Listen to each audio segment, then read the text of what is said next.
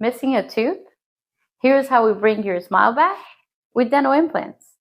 A dental implant is a titanium post that replaces the root. It's the foundation of your new tooth.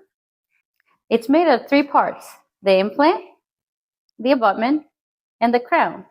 The abutment connects the crown to the implant.